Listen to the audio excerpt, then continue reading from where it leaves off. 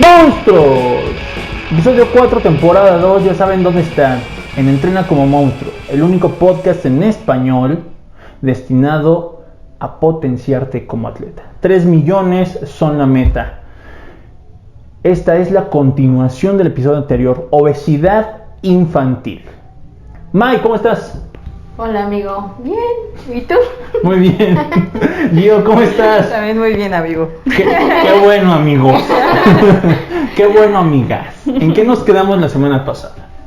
Pues estábamos viendo de las políticas alimentarias, pero para empezar el tema, vamos a ver un poquito acerca de la valoración que se hace acerca de los niños que vienen a consulta. Ok. Ajá. O sea, con esto, ¿cómo determinan que un niño padece de obesidad? Ajá. Ok, eso es muy importante.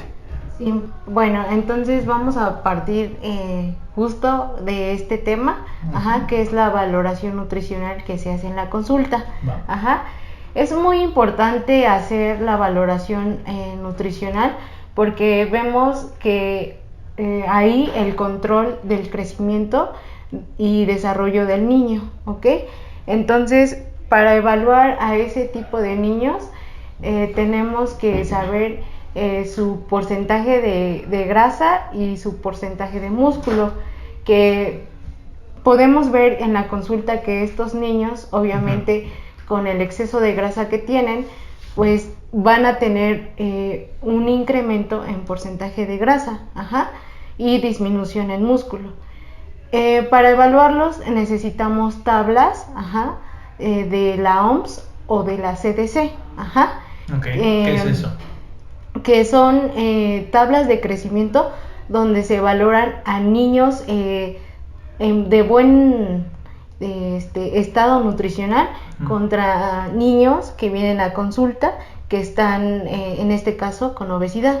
Ajá. Sí, Los comparamos. Estas tablas se desarrollaron basadas en mediciones de niños con un peso normal y de allí parte para darnos cuenta en dónde se encuentra ubicado el niño. Si está en un percentil alto, puede que sea obesidad, o si está en un percentil bajo, desnutrición, y hay rangos también de normalidad, y vamos a compararlo respecto a esas tablas. ¿Y qué tan fiables son estas tablas? Pues hay tablas que se hicieron con población mexicana. Ajá, que es la CDC, que en el 2000, a partir de los 2000 incluyeron a niños mexicanos y en este estudio observaron a muchos niños, bueno, se ocuparon a muchos niños sanos para que este estudio fuera evaluado a los niños para tener un control sobre ellos. Ajá. Y por el otro lado, la OMS, esa es como más, por decir, abierta, porque aquí solo se estudiaron a niños de diferentes países. Entonces, la CDC se acerca más como a niños de población mexicana. Ok, ajá. Y bueno, una vez viendo estas tablas y también valorando al niño, ¿cómo se determina o cómo hace el ejercicio? A ver, llega un niño contigo, ¿qué se hace? ¿Cómo se mide? Cuéntenos un poquito. Con respecto a estas tablas que decimos, se valora el peso edad, ajá, el peso talla, ajá, y la talla para la edad, donde se utilizan estos estándares. Por ejemplo, el peso para la edad, el niño, la edad que tiene y el peso que va a tener a esa edad. Debería de tener. Debería de tener a esa edad.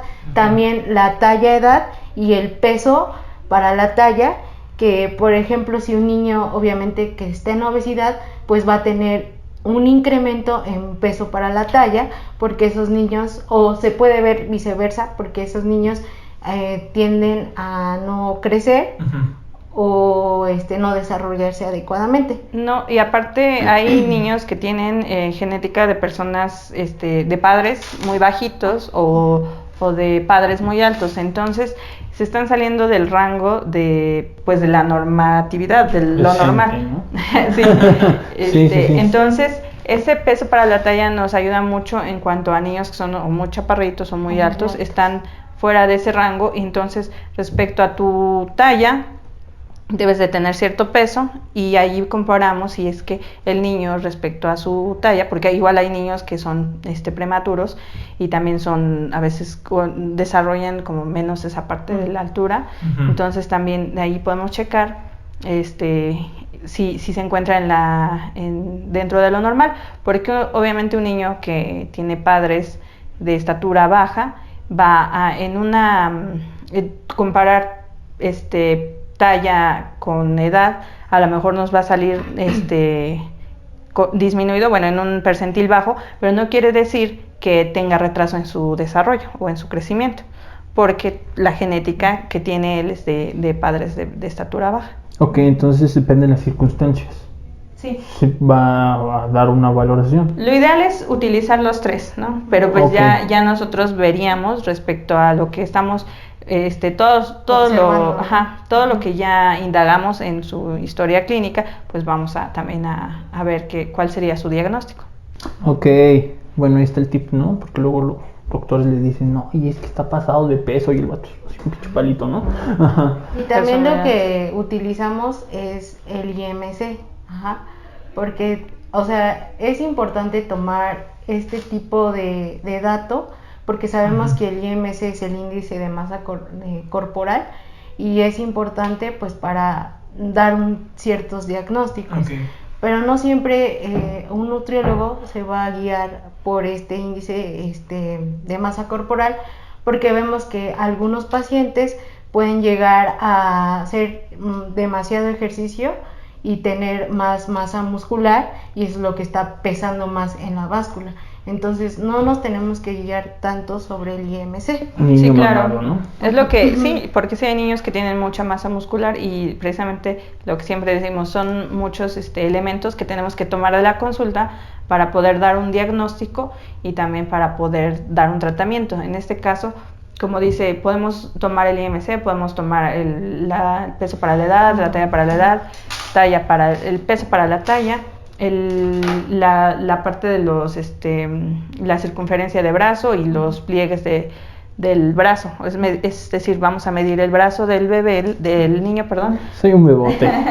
La circunferencia. Ajá. Y de ahí podemos tomar los pliegues bicipital, tricipital, y eso nos va también a ayudar a determinar, junto con los percentiles que tenemos, junto con las tablas. Uh-huh. También tenemos otro tipo de tablas para tener como referencia el porcentaje de grasa normal de los niños, dependiendo su edad, y ahí podemos evaluar y podemos identificar en dónde se encuentra el niño. Ok, con eso puedes determinar si un niño tiene sobrepeso, desnutrición, obesidad, si está en un rango normal, todo eso. Uh-huh.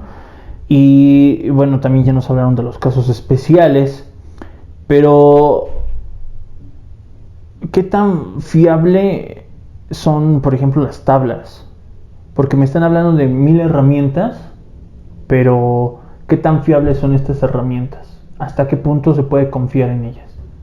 Pues son tablas que se han hecho muchos estudios y que se han llevado a cabo con muchos niños para crear como una media, un estándar. Pero como te decía, pues hay casos que a lo mejor no aplica tanto porque a lo mejor hay niños muy chaparritos porque sus papás a lo mejor vienen, no sé, hay algunas partes de México que uh-huh. tienen una estatura más baja, como lo que es la parte sur de México, tienden a ser un poquito más chaparritos que, por ejemplo, los de la zona norte. Claro. Entonces, obviamente, pues allí nosotros como nutriólogos pues debemos de tomar, en cuenta toda esa parte, ¿no? Por eso se les hace aparte hay personas, por ejemplo, con síndrome de Down, que obviamente esos pacientes tienen un poco de obesidad, y hay ciertas tablas para síndrome de Down. Entonces depende en niños, estoy hablando de niños. Sí, claro. En niños obviamente si padece de alguna enfermedad o así, se ven diferentes tablas para cada uno. O sea, también existen para población especial. Ajá, para población especial, prematuros. Ajá, entonces, siempre el nutriólogo pues va a buscar la herramienta Ideal. que él necesita, ¿no? Sí, Para de la su gama, consulta. ¿no? Ajá. Sí, pues eso es más que obvio. Andar cuadrando todo con todo, pues no va. ¿Qué sigue, yo? Bueno, también está la valoración dietética. Ok. Ahí también vamos a indagar en los hábitos del niño, de qué está consumiendo, qué tanta actividad física hace, y también, por ejemplo, en las preparaciones, quién prepara la comida, y si es que tienen tiempo de prepararles comida a sus papás. Eso es bien importante. Bueno, ya lo mencionábamos en el capítulo pasado. Nos decía Mike que llegó a hacerle recordatorios de 24 horas a niños que desayunaban que su jugo y su fruta. No comían durante todo el día, pero en la noche era el atascón. ¿Qué tan común es esto? Hoy en día, ¿qué tan común es esto? Pues eso ya tiene que ver más con un trastorno alimentario, por así decirlo, conductual, las TCA, que se llaman así. Entonces, ahí sí tendríamos que estarnos ayudando con un psicólogo, porque pues ellos son parte fundamental del diagnóstico y de la evaluación del niño para tener un buen tratamiento. Pero ¿ustedes cómo lo han visto? ¿Es más común hoy en día? ¿Es menos común? Lo que les ha tocado. Pues es que, bueno, yo no podría comparar porque pues antes no tenía pacientes. Ajá. Porque no era nutrióloga. Entonces tendríamos que ver a lo mejor, ayer empecé. tendríamos como que ver algún estudio, ¿no? De comparación de cómo si han incrementado o han disminuido ese tipo de trastornos. Pero sí es muy importante que sea algo disciplinario, multidisciplinario en el caso de ese tipo de enfermedades o trastornos.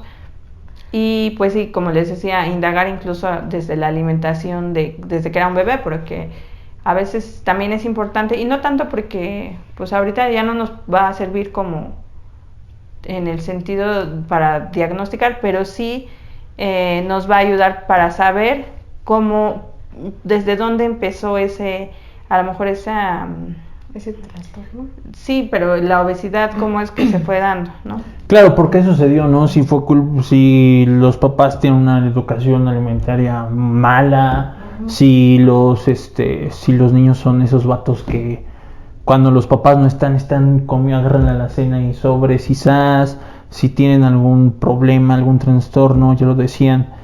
Claro, ese es el punto aquí, es indagar mucho en el comportamiento del niño y en su papel dentro de la familia. Claro, sí, porque igual como decíamos la vez pasada, desde que están embarazadas hay niños que nacen que son macrosómicos, es decir, que son muy grandes al nacer, porque en el embarazo pues también la mamá se alimentó de más y empezó con desde allí empezó esa obesidad tanto de la mamá como del bebé. Entonces eso es importante, la evaluación dietética. Obviamente si tienen estudios bioquímicos, igual revisar cómo están. Si tienen ya alguna enfermedad, pues igual a lo mejor referirlos a un médico para que ellos puedan darles también un diagnóstico y su tratamiento. Igual de la parte psicológica, pues la obesidad nos va a acarrear pues otro tipo de problemas, como es la depresión, a lo mejor, la autoestima baja, el bullying. Entonces son varias cosas que también se tienen que tratar, pero obviamente, como les decía, no solo los trastornos se van a tratar de forma multidisciplinaria, sino la mayoría de ¿cómo se dice? Pacientes debería de ser de forma multidisciplinaria, con su entrenador, con su psicólogo, médico y su nutriólogo. Claro, pero pues bueno, aquí falta muchísimo para que suceda eso, ¿no? Y más en un niño, lamentablemente falta muchísimo. Ahora, concretamente, ¿ustedes qué tips les darían a los papás Primero, para que se den cuenta que tal vez su hijo, su hija, los más pequeños de la casa padecen de obesidad, tienen sobrepeso, pero ellos no lo quieren ver. Primero, ¿qué tip les daría? Así como de abre los ojos, maldito. Pues en primer lugar yo creo que es lo ideal que la familia tenga todos la educación nutricional y que todos cambien esos hábitos, porque muchas veces tienden a castigar, ¿no? A decir, pues nada más él porque él está gordo, ¿no? O aunque los demás también estén con obesidad o sobrepeso, lo apartan, ¿no? Porque pues él es el que necesita y yo estoy bien así.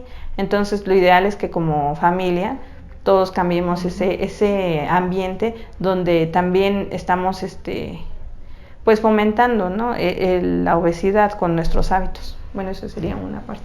Sí, es muy factible eso que dices, Gio, porque pues sí, al final de cuentas, si el niño solamente viene, pues los demás pues no van a tener también ese cambio y por ende pues el niño va a regresar a lo que tenía, a sus malos hábitos.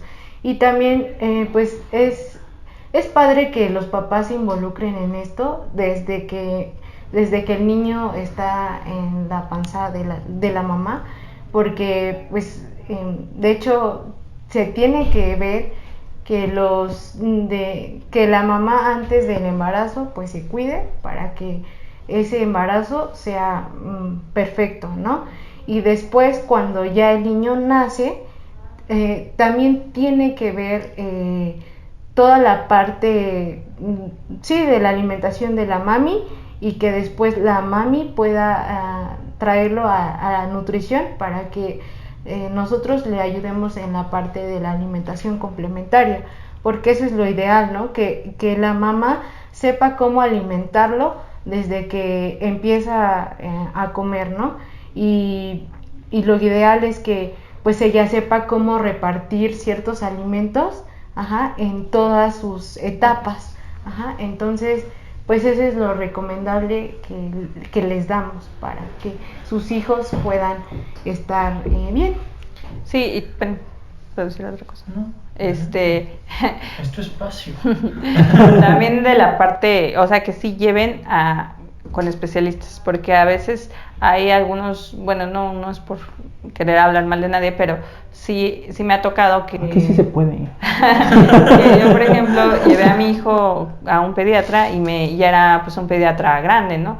Entonces, a veces te dan pues información que ya no está actualizada. Uh-huh. Entonces, cuando tú te diriges en teoría con un especialista en algo, debería de estar actualizado. Entonces, lo ideal, pues si es que vayas con un especialista, no digo que todos, pero sí hay médicos muy buenos que se preparan todo el tiempo, pero sí hay a lo mejor quienes no llevan todavía esa aparte, sí, como dices, ¿no? O sea, la parte de pediatría, igual ellos tendrían que estar viendo un poco de nutrición, porque hay pediatras que obviamente sí saben la parte clínica, pero no saben la parte de alimentación. Y yo he visto, por ejemplo, planes de alimentación que que he visto en mis sobrinitos, que nada más les mandan así como cosas que... Tu desayuno del DIF, ¿no? Y ya con eso todo el día. No, o sea, con alimentos que no deben de empezar con la alimentación complementaria. Entonces... Okay. Sí ver que esos pediatras sean especialistas también en nutrición, okay. O bien pues con un mandar un ¿no? nutriólogo que esté especializado en nutrición pediátrica. Dele pecho y su sopita de codito.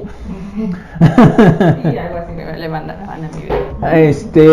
Ya encontré el dato. Hace un año, aquí viene el momento de comercial. Aquí, acuérdate que hay que poner comercial. Hace un año terminé de hacer mi libro sobre la alimentación en niños, políticas públicas alimentarias en niños, y hay un dato importante. Recabé un estudio de 3,000 personas que viven en el Estado de México, Ciudad de México y el Estado de Morelos. El 74% come todos los días comida chatarra. O sea, el 74% de los encuestados come o consume más bien comida chatarra diario, en cualquier presentación. El 100% come cereales y azúcares, que ustedes pueden decir, bueno, es que es normal. Pero aquí fue clara la nota. En cuanto a cereales, no es maíz, no es eso, sino cereales de caja. Y en cuanto a azúcares, es en el endulzante, en cualquier presentación. Entonces, pues, ¿por qué utilicé esta muestra? Porque primero, hacer estudios cuesta dinero. Y fue financiado totalmente por H&M. Entonces, solo hicimos la muestra con 3,000 personas. Pero esto es un panorama claro de lo que se está viendo hoy en día. Son niños que ya desde temprana edad acostumbran a comer todos los días comida chatarra, que su alimentación es deficiente. Incluso niños con los que llegaba a preguntarles, si tú tuvieras pues un plato con papas fritas y a lo mejor una ensalada o un sándwich o algo que se puede considerar un poco más saludable, más balanceado, ¿cuál prefieren? Aunque incluso se les decía, a ver, ¿cuál prefieren? Y nos decían, no, pues la comida chatarra, porque sabe más rico, porque etcétera, etcétera, etcétera. Se les explicaba. Pero si supieras que la comida chatarra te pone así, te va a hacer esto, te va a hacer lo otro, y esta comida que es un poco más, que es más saludable, pues te va a dar más energía, te vas a sentir bien, te va a dar ganas de hacer más cosas. A pesar de eso decían, no, prefiero la comida chatarra. Incluso me acuerdo mucho de un niño que me dijo, es que mi mamá me dice que para qué esto, si, o sea, mostré una Maruchan, dijeron, pero dice mamá que es más rápido y más fácil la Maruchan. Entonces dice mi mamá que para mí esto es mejor. Entonces ahí se puede mostrar, fue un caso específico, pero se puede mostrar mucho sobre la influencia de los padres, que son los proveedores en este caso de los niños. Y va aunado con lo que decían, si los papás no tienen idea de cómo debe alimentarse un niño, si los papás no tienen idea de qué es lo que debe de comer un niño, pues entonces estamos perdidos. Y de esto puede salir muchísimas cosas, ¿no? Incluso hay ciertos padres que dicen, no, yo no le dejo comer a mi hijo nada de comida chatarra, nada de papas, nada de jugos, nada de refrescos. Y le preguntas, entonces, ¿por qué tiene obesidad? ¿Por qué tiene sobrepeso? Bueno, no lo dejo comer comida chatarra, pero come hasta más no poder. Si hay carne, si hay verduras, come lo que quieras, incluso hasta come más. Sí, dicen, come de todo, mientras sea, es mejor comida real a comida chatarra. Pero al fin y al cabo, el resultado es el mismo. Ya sé que con comida chatarra o con la mejor comida, que bueno, coloquialmente se le puede llamar limpio, la comida que comúnmente le llamamos saludable, pero al fin y al cabo el punto en donde llegamos es el mismo. Entonces ahí se necesita una educación extraordinaria. Sí, claro. Sí, aparte también, bueno, sería una buena estrategia que los nutriólogos estuviéramos en escuelas, porque totalmente, pues sería un gran cambio ahí, ¿no? Enseñarles a los niños a tener una buena alimentación, o sea, una como materia extra para ellos, para que ellos pudieran tener... Incluso para los papás. Ajá, incluso para los papás. Porque culturalmente estamos, tenemos esas ideas de que es que come más, es que cómetelo todo. Y a mí me pasa... no te levantes hasta exacto, que no se acabe. O sea, yo me siento mal dejar comida en el plato, porque para mí siempre ha sido como no desperdicies, y digo, está bien, no desperdiciar, pero sí ha sido de que te sirven un montón y acábatelo. Y no le sirva mucho, señora. Sí, o sea, pero antes así era, ¿no? Sí, no te paras hasta que termines. Y quieren darle a veces de comer a los niños como si fueran adultos, ¿no? Exactamente. Entonces, obviamente, las porciones van a ir cambiando dependiendo su crecimiento, su desarrollo, su edad donde están, pero sí tienden a servirles lo mismo. Y los niños así de, pues ya no quiero, no, te lo acabas. Entonces, eso es algo que tiene, que es parte de la cultura mexicana, ¿no? O que las abuelitas, no, es que come, hijo, come. Y llenan un montón a los nietos porque pues no los quieren ver flaquitos. Las abuelitas. Sí, las abuelitas. Es que sus guisaditos están sabrosos. Sí, están buenos, pero sí, te digo, muchas veces dicen, no, es que no te quiero ver flaquito, te vas a enfermar o cosas así, ¿no? O sea, te quieren ver bien llenito porque Sí. esa era la idea de antes, ¿no? Entonces, pues sí se nos ha quedado como esa parte de no desperdiciar, no te acabas y te levantas hasta que se acabe. Hasta que se acabe. Entonces hay que respetar la parte De la alimentación del del niño. Del niño. Ajá, los niños van a decidir hasta dónde. cuándo. Incluso, bueno, ese era un tip que me dieron en algún momento, que escuché más bien en algún momento de nutrióloga, que hasta cierto punto a veces hay que cumplirle ciertos caprichos en la comida a los niños. Y eso me los dijo una de sus maestras. Y me dijo, y me puso el ejemplo. Por ejemplo, hay niños que a veces no quieren comer, no sé, les sirves pollo y no quieren, ¿no? Entonces dice, a veces es bueno cumplir ciertos caprichos como de, mamá, ¿me lo picas? Se lo tienes que dar picadito. Entonces, eso lo escuché, eso me lo dijo una de sus maestras. Aquí es importante decir ustedes qué opinan de esto. Pero es que dependiendo de qué caprichos, ¿no? Digo, o sea, obviamente... Por ejemplo, pues, ese de decir, mami, es que yo no me lo como si no me lo das picadito. pues es Yo creo que se debe de evaluar, es ir ¿no? trabajando, ajá, es ir trabajando ciertos hábitos. Hola. Obviamente, cuando estás chiquito, cuando son bebés, pues a veces agarran la comida con las manos y nosotros vamos, como Viendo, padres, ajá. vamos a ir cambiando esos hábitos. Obviamente ya de pasar de agarrar la comida, porque también es importante que puedan sentir la comida, que coman con las manos. Y sí, ese proceso de cambiar a lo mejor a cubiertos, ¿no? Entonces, son cosas que a lo mejor no siempre, no va a cumplir 18 años y le vas a tener que estar partiendo la comida. O sea, es un proceso. Tú ya no... Mami, me pegan mi comidita. Es un proceso que obviamente como papás tenemos que ir llevando. Valorando. Ujú, y llevándolos de la mano. O sea, tampoco podemos exigir que un niño a cierta edad pues tenga que ya todo él haga solo, ¿no? Entonces es un proceso y no todos los niños van a llegar a la misma edad con los mismos, con las mismas habilidades, ¿no? Entonces no tiene nada de malo. O sea, yo digo, a lo mejor yo pensé que te referías a otro tipo de capricho. ¿De caprichos? caprichos. No, por eso fue así. Es que hay niños que, por ejemplo, dicen, no me lo como si me compras eso. Ujú. Entonces eso sí ya es Eso es otro- una condición, eso ¿no? Ajá, sí ya sí, es, ajá. Ujú. Entonces no comas.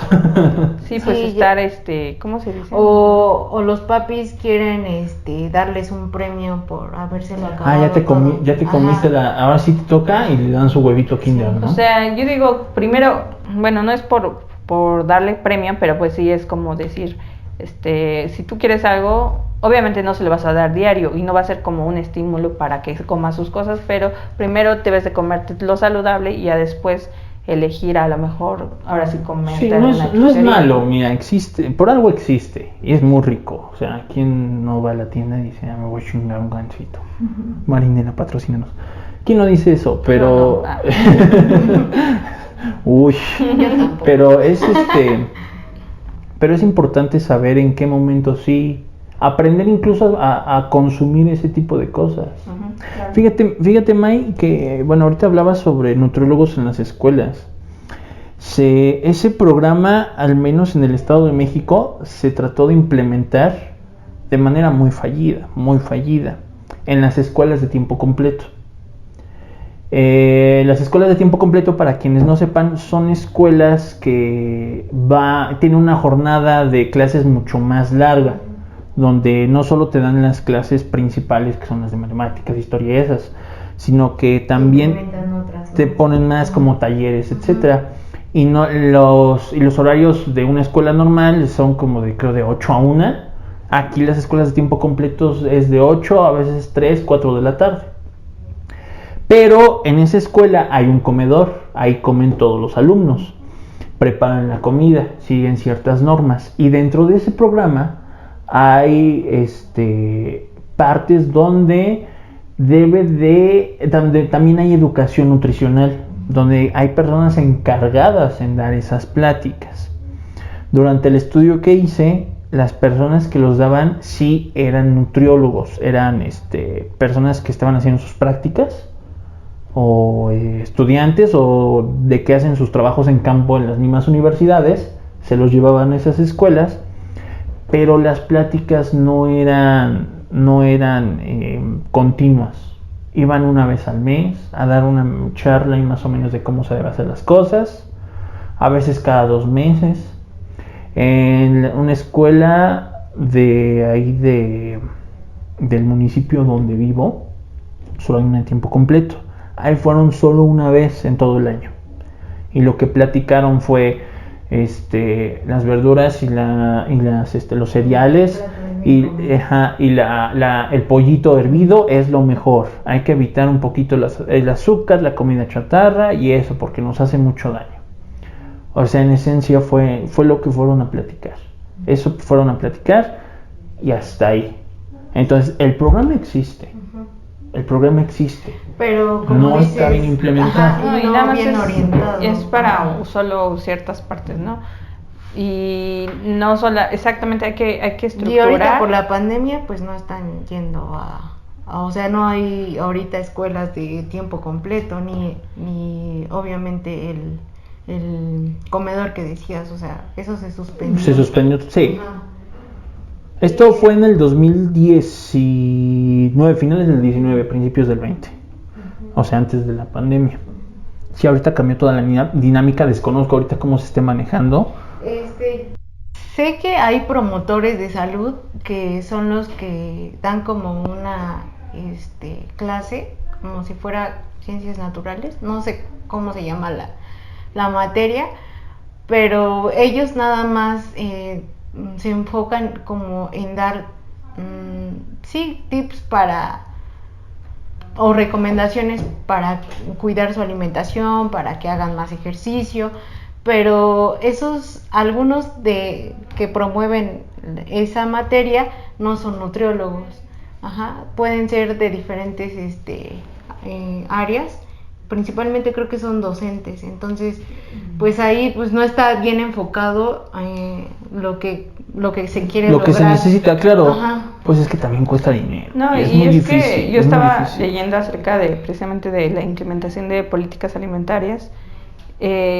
Habla sobre también llevarlo de forma multidisciplinaria, ¿no? Sí, claro. Para hacer todo ese tipo de políticas o programas, pues hay que hacer un estudio científico y que abarque muchísimas, ¿cómo se puede decir? Constantes, muchos factores o muchas cosas que están implicadas en la alimentación.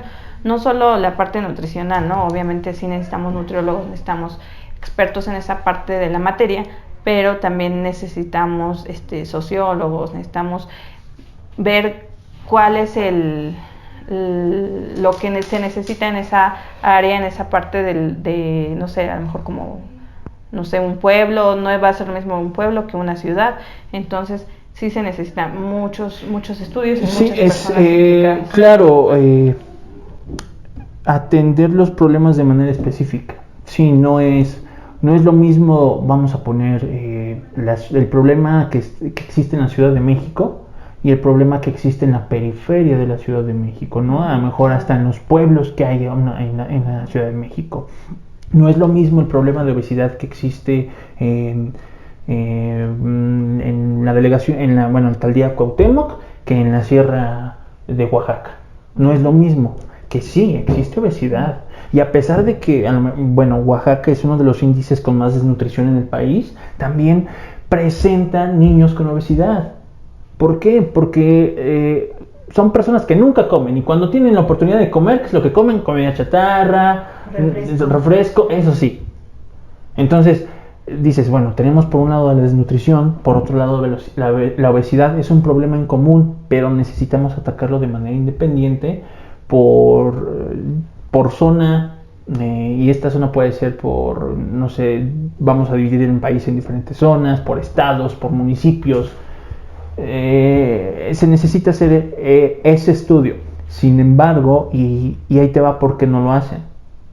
Cuando se plantea una política pública, lo que trata de hacer la política pública es resolver un problema en concreto. En cuanto a la obesidad, su problema a resolver es que las personas que padecen de obesidad tienden a tener problemas crónico-degenerativos, tienden a desarrollar diabetes, tienden a desarrollar alguna enfermedad que le absorbe el dinero al Estado en materia de salud, que son personas que están ocupando los hospitales por sus enfermedades ocasionadas por la obesidad. Ese es el problema que trata de resolver las políticas públicas alimentarias. El Estado dice, güey, me está costando mucho tener niños obesos, me está costando mucho, necesito arreglar eso.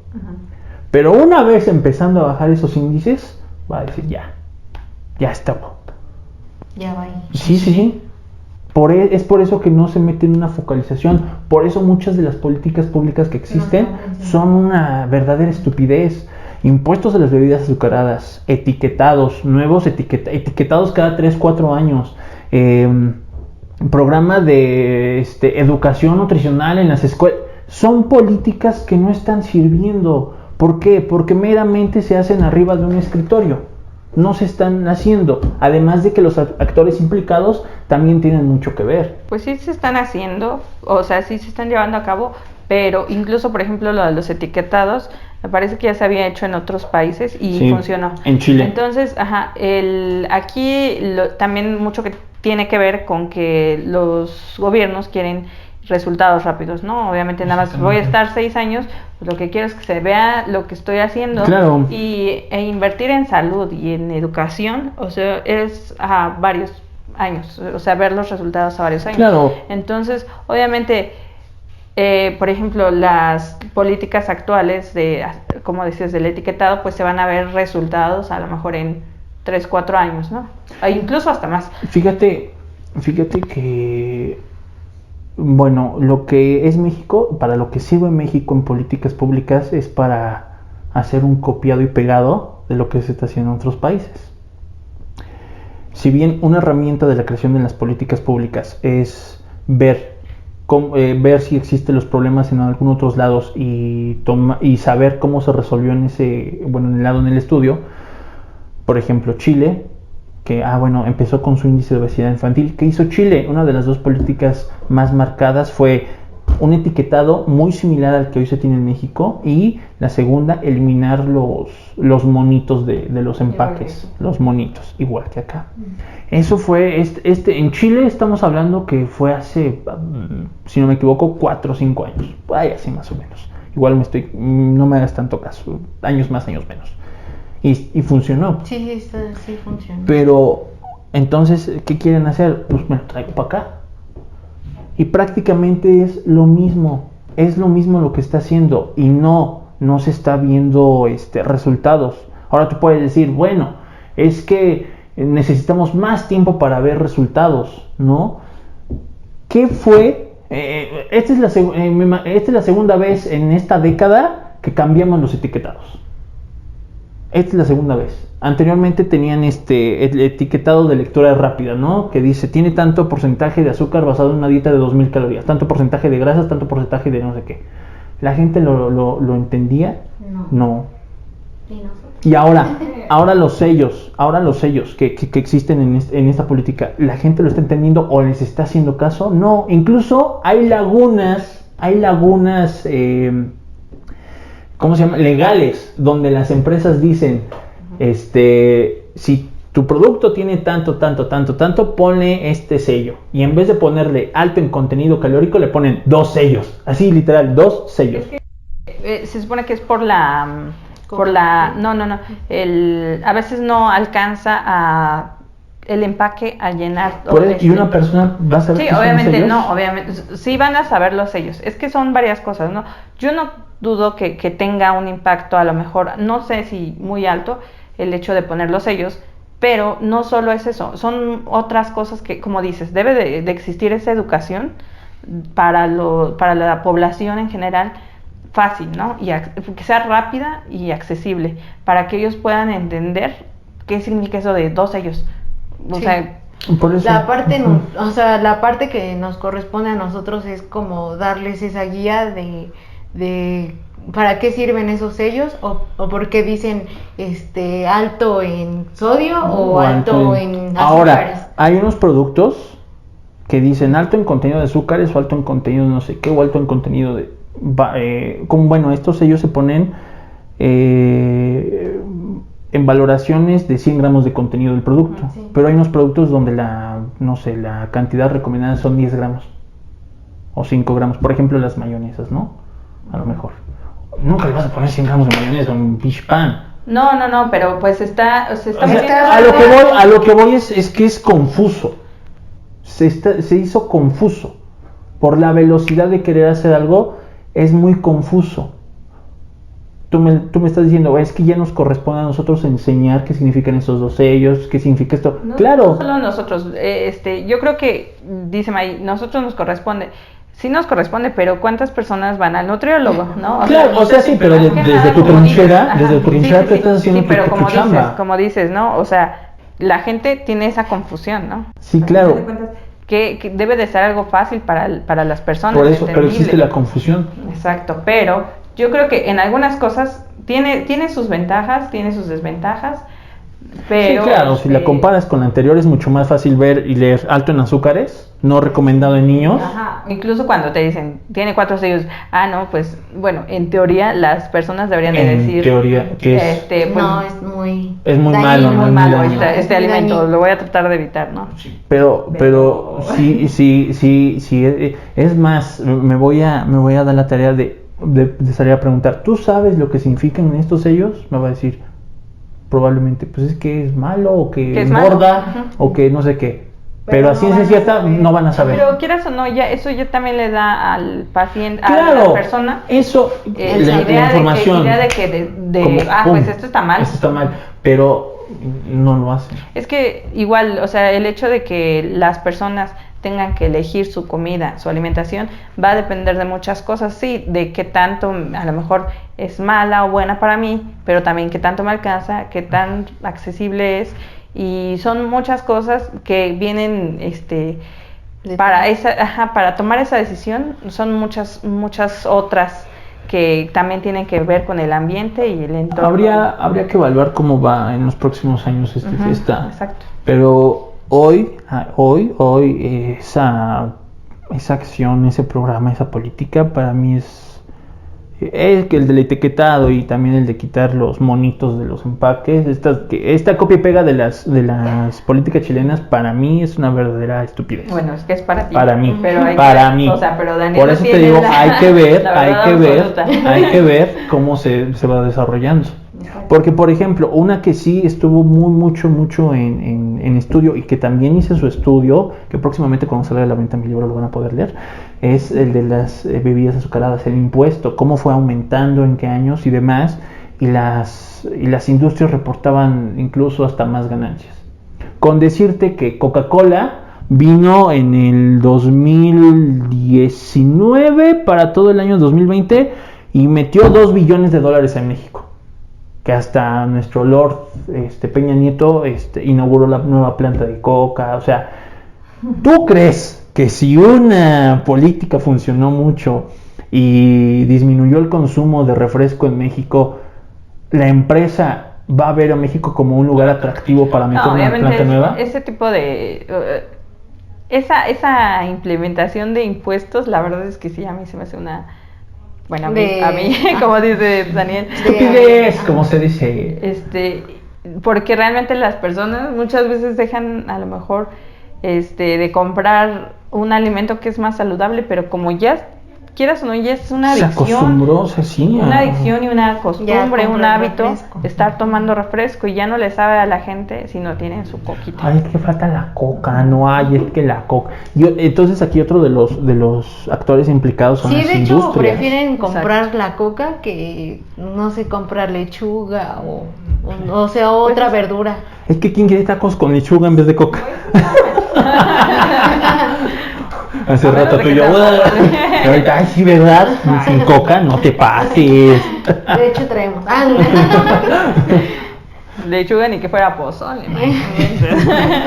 No, pero aquí otro de los actores implicados y que bueno, con todo esto es la de las industrias, porque también en las decisiones del Estado en cuanto a materia alimentaria, las industrias tienen mucho que ver.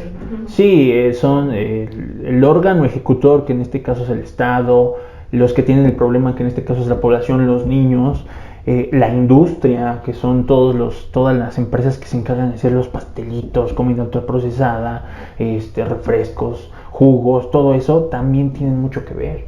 Y ahí te va otra cosa en la que existe una lucha, ¿no? de diferentes. Pero es que imagínate, si lográramos disminuir la obesidad, si lográramos que todos los mexicanos dejaran de consumir comida chatarra, la economía de México también se viene para abajo. ¿Cuántos empleos no da Coca-Cola? ¿Cuántos empleos no da Grupo Bimbo? O sea, es aquí la dualidad del problema y a donde quería llegar. Es que es una dualidad. Por eso lo que yo he propuesto es educar a la gente y hacerle entender que todo nuestro arsenal de comida chatarra existente no es malo. Simplemente hay que saber cómo consumirlo. Ajá. Un dulce, un refresco, el pastel, comida callejera, es muy rica, es muy rica. Lo que estamos acostumbrados nosotros los mexicanos es a atarragarnos de todo. Sí, por ejemplo en una fiesta, atarragarnos hasta más no poder de todo. Ajá, entonces es como nuestro mal hábito de todos, o sea, de atascarnos de todo y no saber cómo medir las cantidades para cada tipo de alimento, porque como dices, ¿no? O sea, podemos consumir cualquier tipo de alimento, pero ¿qué hacemos? No, comer de todo y de muchas cantidades. Entonces eso es lo que nos está dando más como en la torre, por así decirlo. Pues es que yo creo, sí es importante obviamente la educación nutricional, pero como siempre lo estamos repitiendo, es solo un componente, ¿no? Al final de cuentas, como te decía, las decisiones de qué voy a consumir dependen de muchos otros factores. Entonces, pues obviamente sí hay que enseñarle al paciente entre consumir algo que está procesado o algo más natural, ¿no? Sí. Pero también te digo, pues vienen otro tipo de cuestiones, el tiempo, a lo mejor el dinero. Dice, claro, prefieren una coca que una lechuga, sí, claro, pero también hay que ver por qué es que prefieren la coca a la lechuga, ¿no? Entonces, Está más barato una lechuga, no, por sí, dinero, yo no dije por dinero, o sea, digo, habría que ver por qué es que prefieres una coca que una lechuga. A lo mejor la coca te da una satisfacción química más que la lechuga, ¿no? Entonces, pues obviamente son muchas cosas que también ya, desde, por ejemplo, dejar entrar todo ese tipo de alimentos al país o a nuestros hogares, pues ya es muy difícil sacarlo, ¿no? Sí, es muy difícil. Juega también un papel muy importante en cuanto a la economía. Desafortunadamente, a veces importa más lo que quieren las industrias que a la necesidad de la población. Pero quieras o no, es algo que te va a llevar a seguir en cuanto al dinero que se está destinando para la salud. También estás perdiendo como gobierno, porque estás invirtiendo mucho y sigues dándole pie o entrada a las empresas que están dañando la salud de las personas. Es un tema complicado todo esto. Y sí, se tiene que atacar el problema desde diferentes trincheras. En materia de salud pública, en materia alimentaria, en materia educacional. No es como que hoy vamos a presentar la solución a todos los problemas, ¿no? Dennos un dinero a nosotros mejor, ¿no? Sí. E incluso de trabajo, ¿no? Porque pues hay cuántas personas que se tienen que estar ahí fletando más de 8 horas trabajando porque pues tienen que llevar alimento a sus hijos, los tienen a lo mejor estudiando. Puedes decir a lo mejor tiene muchos hijos o tiene pocos, pero al final de cuentas, aunque tengas un hijo, tienes que estar llevando a lo mejor la comida. Aparte de la comida, pues si quieres a lo mejor dar alguna clase extra para tus hijos. Entonces, quieras o no, muchas veces las personas, los papás, están trabajando todo el tiempo y a veces ya no hay ese tiempo para preparar, ¿no? Entonces son muchas cosas que igual desde la parte laboral también se tiene que ver. Sí, se tiene que ver muchísimo. May, ¿Qué opinas de toda nuestra pelea? Pues sí, es un todo aquí, o sea, tenemos que estar viendo pues la parte nutricional, pero también la parte psicológica, pero también la parte conductual del paciente, pero también las políticas alimentarias. Sí. O sea, es un problema Enorme. Entonces, aquí lo que se sugiere es que, o se recomienda, es que pues nosotros como nutriólogos pues apoyar ese tipo de problemas, y qué más que ofreciendo pues un buen servicio a nuestros pacientes, ¿no?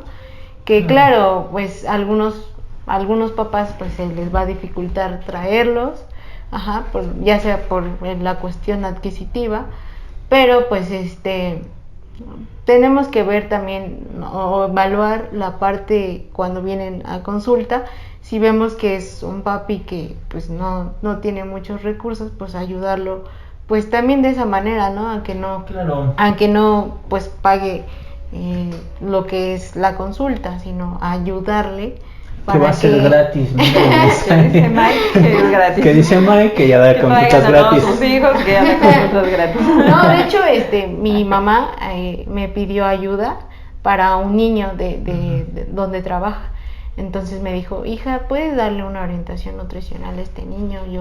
No comas. No comas. Dice, es que veo que pues sus papás tienen bajos recursos, pero él es un niño pues, con obesidad. Entonces yo quisiera que le ayudes, ¿no? A darle como una cierta ayuda. Entonces yo le dije, sí, yo le puedo ayudar, a ver cómo le ayudamos, pero de que sí se puede.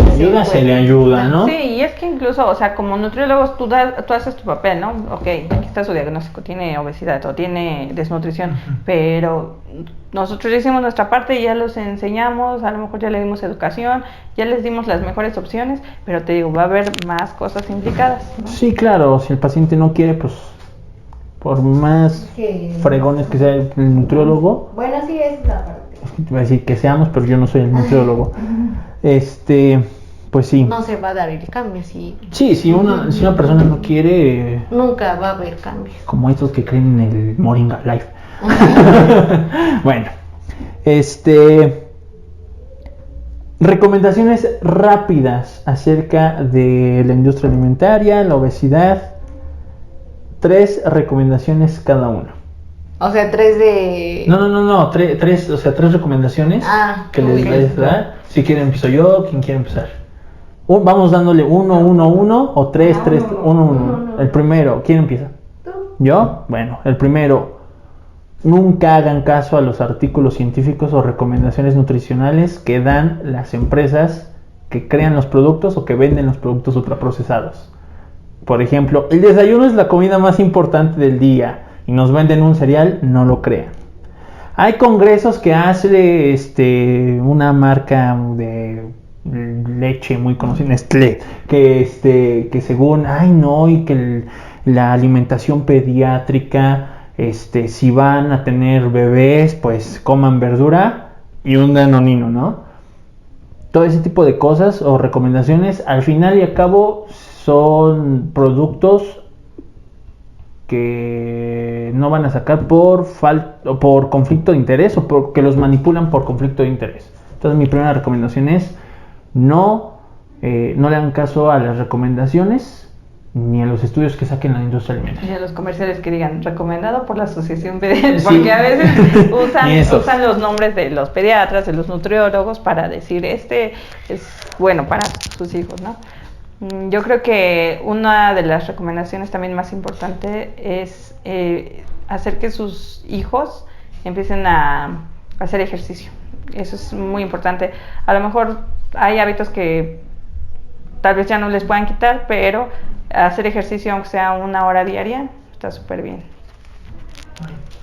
Pues mi recomendación sería que enseñen que los papás aprendan a cómo, a responsabilizarse en la parte de hábitos de sus niños, o sea, no abandonarlos sí, en todas sus etapas, sino tener como un cierto, sí, control sobre ellos, o sea, no control mal, sino un control bueno, donde ellos puedan otorgarles, sí, educación, ¿no?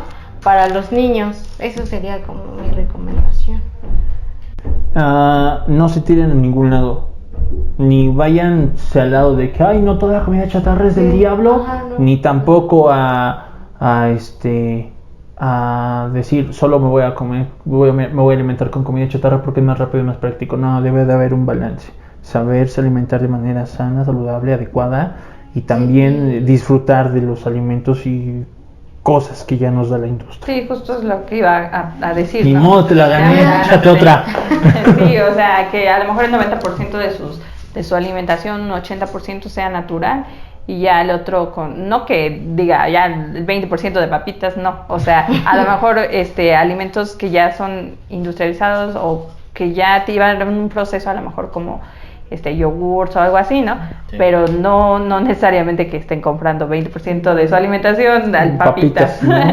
¿Y qué otra cosa podría ser? Pues también que en la parte conductual, o sea, que no se dejen manipular por las creencias de las personas, o sea, de que catalogan a mi hijo como un niño obeso, sino que nosotros veamos la parte que hay detrás de todo eso para poder ayudar al niño, ¿no? Entonces, no guiarnos de comentarios que puedan perjudicar a los niños. Okay. Que atiendan en este caso es para los padres la recomendación, atiendan a sus hijos. Atender a sus hijos no simplemente es verlos y decir, ya tiene ropa, ya les estoy dando de comer diario, hasta ahí. No, sino también ver por su desarrollo. Porque muchos de los problemas que tienen de adulto en cuanto a bienestar físico, salud y demás, empiezan desde niños. Entonces siempre es cuidar a sus hijos en todo aspecto psicológico, nutricional, deportivo, etcétera, etcétera, etcétera. ¿Tu último consejo cuál es? Pues sí, llevarlos con especialistas, que no estén ahí diciendo, es que fulanita me... ¿Por qué? ¿Otra vez te copié? No, estoy jugando. Fulanita me recomendó esto y le voy a dar esto, ¿no? Porque no sabemos qué complicaciones pueden tener después, ¿no? A lo mejor al momento, pues no se dicen, a mí me pegaban de chiquito y no me pasó nada, o a mí me daban esto de chiquito y no me pasó nada, pero después, ¿cuáles fueron las repercusiones de darle lo que sea a nuestro hijo sin hacerle caso a una persona que ya estudió, que ya se preparó? Entonces sí es importante que lleven a sus hijos con un especialista y que pues que hagan lo que dice el especialista. Tu último consejo. Creo que ya me las ganaron. No coman. No, pues es que ya creo que ya abarcaron casi todas de las políticas. Sé que puedes. Confío en ti. Otra, pues que en la parte de los hábitos de alimentos, como ya lo dijiste, Dani, de responsabilizarse, ¿no? Porque pues sabemos que hay papás que son muy dejados y creen que con comprarle todo al niño ya lo hicieron, ¿no? Es un poquito, sí, un tema muy extenso, porque un hijo es mucha responsabilidad, no solo es la parte de alimentarlo, sí, de vestirlo, de darle techo, de darle comida. No, también la parte de darle cariño, de darle comprensión, ¿no? De darle responsabilidad igual al niño. Entonces eso también creo que es la parte importante, o sea que, aquí. ¿Cuál es tu consejo? No tengan hijos. No tengan hijos. Bueno, sí, por favor, ya somos bueno, si no se van a responsabilizar así, no tengan hijos, la verdad. Muchas cosas que... Vayan abajo les voy a dejar el el link de un podcast sobre planificación familiar. De hecho, sí. Muy bien. Pues ya otra vez se nos fue volando el tiempo, manas. Bien rápido. Ah, pero ¿qué tal el primer capítulo? ¿Qué más decimos? Muy bien. Pues ya está. ¿Dónde te podemos encontrar, May? En las redes sociales, en Instagram como Nutrimay o en Enudic y en Facebook como Enudic. Gio. En Instagram como gio.nutrición y en Facebook en Enudic y en Instagram Enudic. Ok, también pueden venir a su consulta, con ellas. Ya saben que se encuentran en Chalco, Estado de México, dirección Casas Coloradas número 27. Casas Coloradas número 27. A mí me pueden encontrar en todas las redes como @soyunmonstruo, Facebook, Instagram, Twitter, TikTok, YouTube, @soyunmonstruo. También pueden ver este episodio en YouTube, en el canal Hacemos Monstruos. Pues ya está, ya nos vamos, pero no sin antes despídanos tú. Hoy te toca, despídanos tú. Adiós. Venga. No sin antes recordarles que debemos de cargar el mundo. Ya, vámonos. No sin antes recordarles, como en cada episodio, que hay que levantar al mundo en un peso muerto.